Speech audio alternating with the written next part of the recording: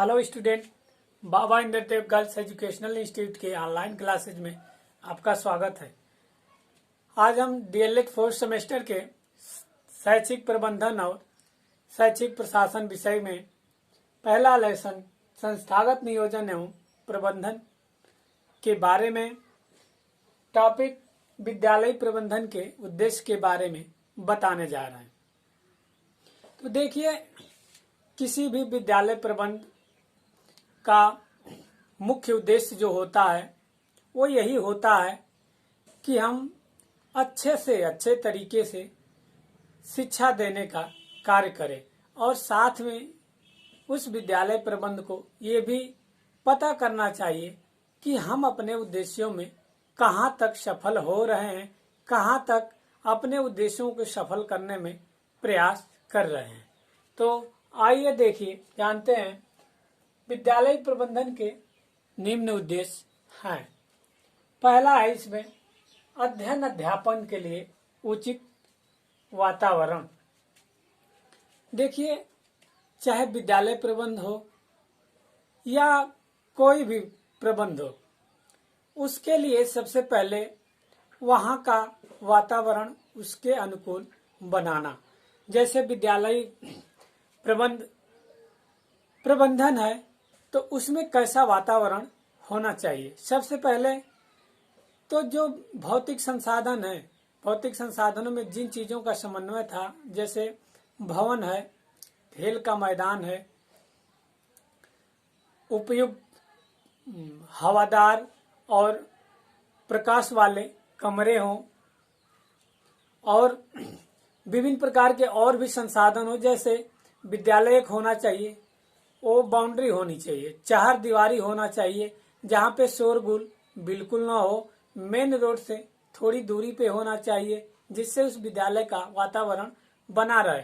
तो विद्यालय का मुख्य उद्देश्य यही होना चाहिए कि अध्ययन अध्यापन के लिए जो वहाँ का वातावरण है बिल्कुल उचित होना चाहिए, जिससे वहाँ के छात्रों के लिए कोई किसी प्रकार की समस्या न उत्पन्न हो सके। दूसरा है इसमें मानवीय तथा भौतिक संसाधनों का प्रयोग।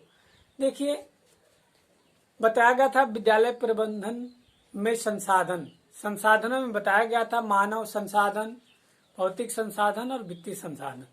तो इन संसाधनों में मानवीय संसाधन में जैसे शिक्षक, छात्र और समुदाय, और भौतिक संसाधनों में जो विभिन्न प्रकार की वस्तुएं थी जैसे प्रयोगशाला, शौचालय, भवन, खेल का मैदान, उपकरण, साज सज्जा, इन सभी चीजों का उचित प्रयोग होना चाहिए।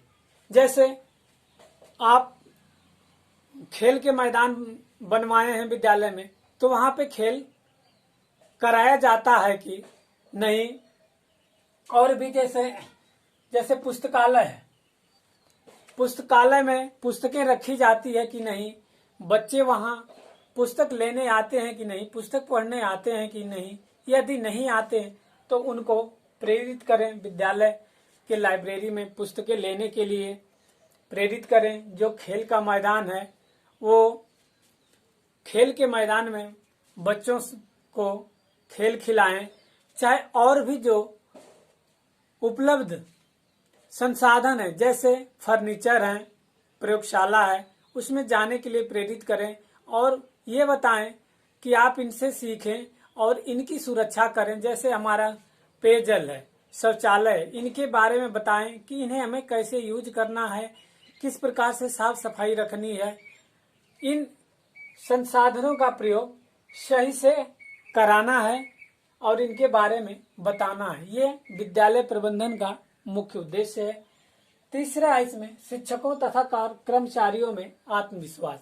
देखिए, विद्यालय का मुख्य उद्देश्य यह है कि उसमें जो शिक्षक शिक्षा देने का कार्य कर रहे हैं, चाहे और भी जो कर्मचारी हैं, उनमें आत्मविश्वास की भावना होनी चाहिए।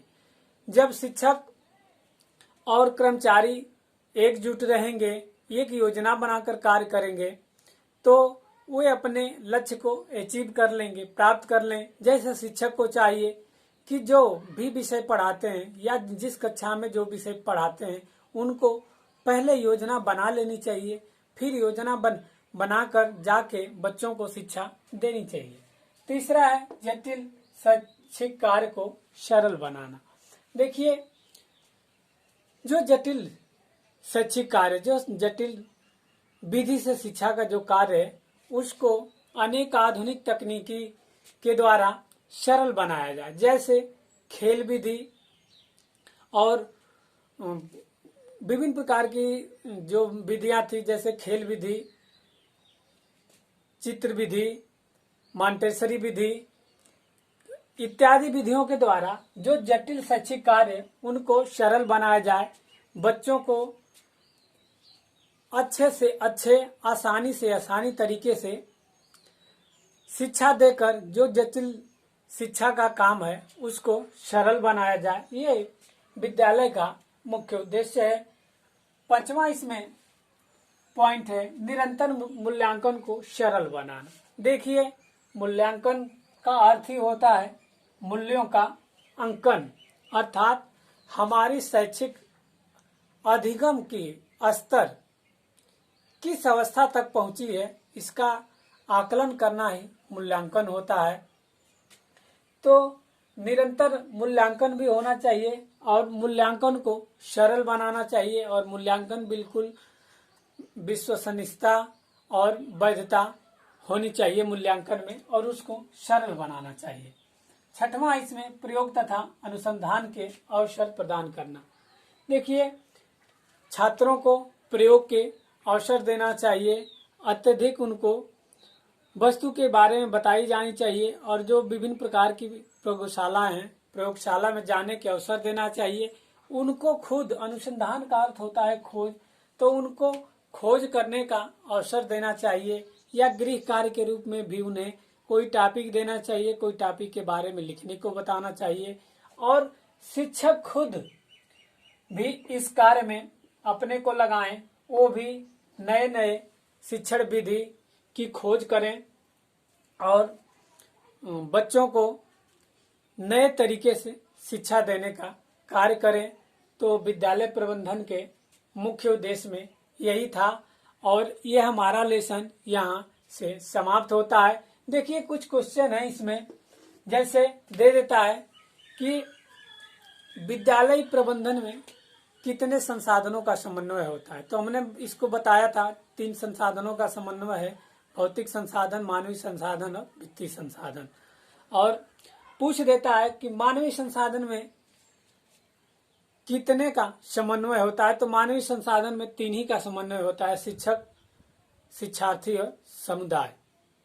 तो हमारा अगला लेसन है समुदाय का प्रबंधन। हमारा अगला लेसन है समुदाय का